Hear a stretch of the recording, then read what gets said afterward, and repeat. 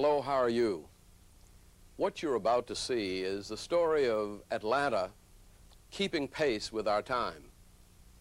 When I first became mayor, I realized that federal government money was going to run out, that costs were going up with inflation, that the expanded needs for services in our city because of growth were going to be an enormous burden on the taxpayer and on the city government employee.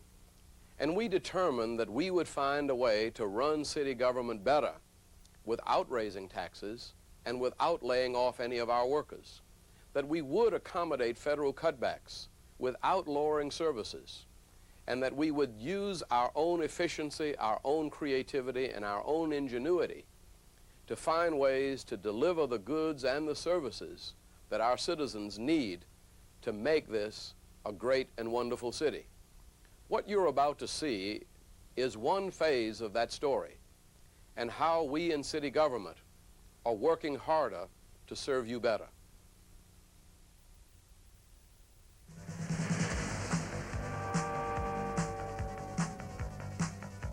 Atlanta, dynamic, booming, with an increasing demand for city services, while federal funds are being cut drastically. The problem, to maintain services without raising taxes, a dilemma that most cities share. A year ago, Mayor Andrew Young addressed the community with a highly controversial solution. We know city employees are dedicated and productive, but they've received very little, if any, training for their jobs. We know that productivity can be increased dramatically. Supervision can be made more effective. Management controls can be improved. Energy can be saved.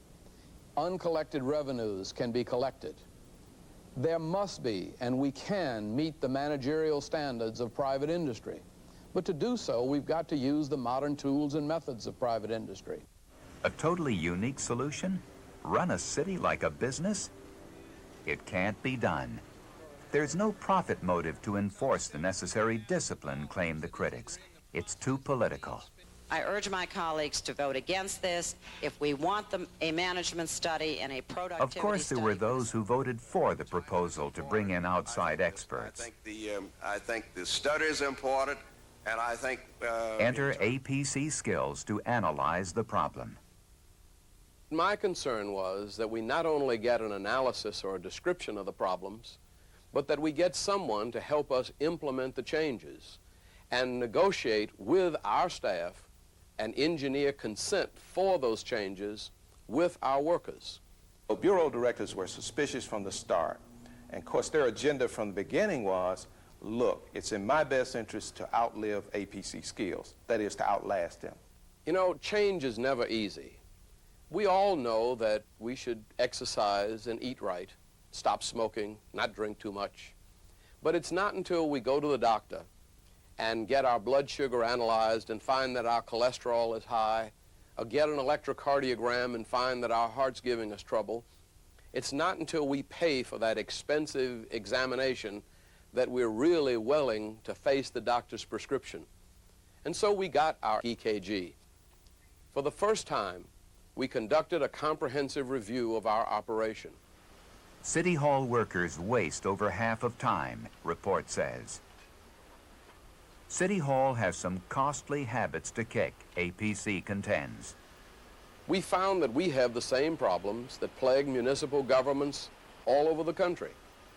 Poor communication between management and staff within departments, underutilization of staff, isolation of departments from one another.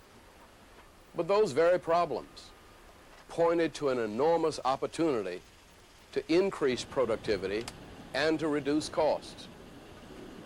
The second step to running a city like a business was to find the solution. Taking a hard look at ourselves helped us set clear operational goals. Then we committed the staff and time to turn those goals into realities. We created resource groups made up of staff from every corner of city government to come up with specific recommendations and put them into practice. We also trained some 200 managers and supervisors to become more effective at their jobs. The whole effort was a cooperative one. involving not just ourselves and APC, but drawing on the talents of the community, such as Atlanta University. Atlanta University was privileged to work with APC Skills Corporation and the City of Atlanta in the development and management of a training program that was designed to upgrade the management capabilities of the executives and managers of the City of Atlanta, from the mayor and commissioners down to the first-line supervisor. We achieved a better than 4-to-1 return on the city's investment in the program, a return that we'll realize not only this year, but for years to come. What's more, we achieved those economies without reducing services and without laying off a single employee. It didn't come easily. It didn't come all at once. It came $1 here and $1 there, $1 million here, $1 million there. It came through a lot of hard work and harder decisions. Where did savings come from?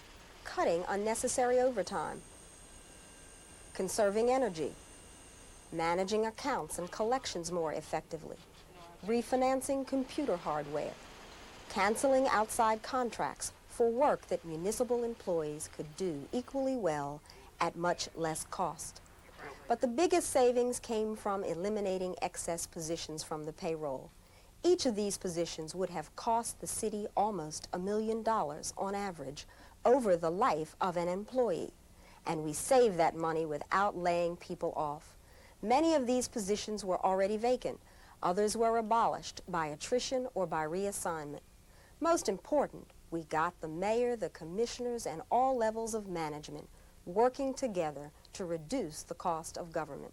It was exciting to watch the mayor. He just took off his mayor's hat and became one of the boys, so to speak, in the training program, and interacted just like each of the other commissioners, with no rank being pulled, free flow of questions and disagreement among the group, and I thought that was an exciting learning environment.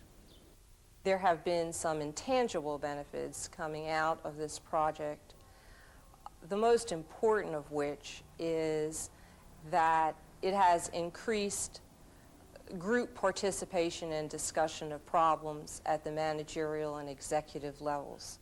This process certainly made greater cohesion among the middle-level management that I worked with in the group and within the departments which we studied. I'm now able, for example, personally to call upon these people for some assistance and resources that I didn't know existed prior to this exercise. It gave us rapport with other department heads. We talked to each other, we saw each other, something that we never do because most of the city's employees are so widespread. APC Skills forced us as a city government project to focus in on common objectives and to do something about it on a timely basis.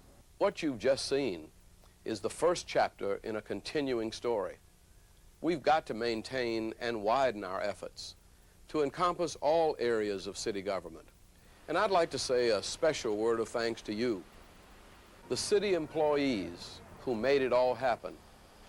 Everything that we've accomplished is a tribute to you. We in government may not have the profit motive to spur us on, but we have something far more important, and that is pride in our work and a desire to serve.